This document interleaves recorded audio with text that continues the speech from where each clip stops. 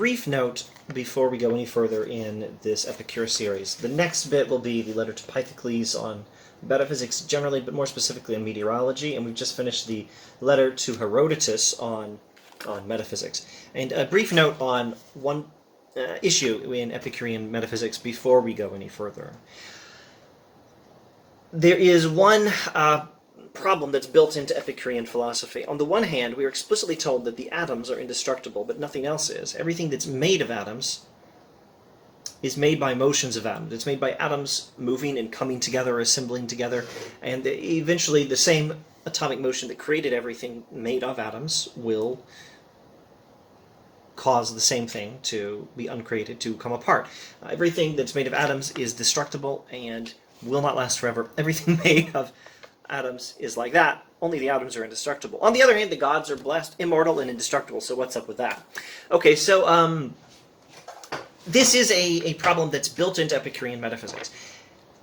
And I think there's only two possible solutions. One is to say that not everything made of atoms is destructible. And some things besides the atoms are indestructible.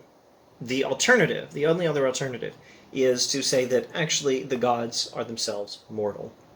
Now this I want to mention as a problem in Epicurean metaphysics. I'm mentioning it in this short video mainly just to emphasize that it's there to cover any bases, to not leave something unconsidered.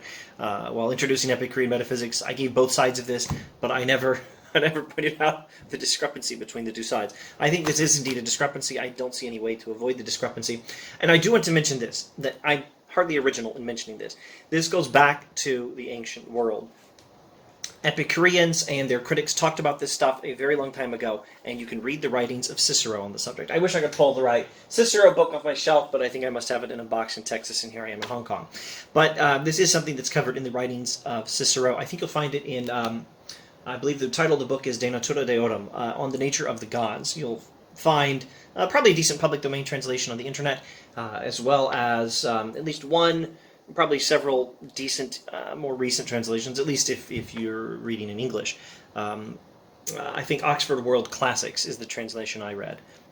But don't quote me on that. There are decent translations of Cicero's On the Nature of the Gods. And I believe that's one text where you find some resources on the ancient discussion of this very issue and things Epicureans themselves said to try to sort it out, and things their critics said with less optimism that it could indeed be sorted out.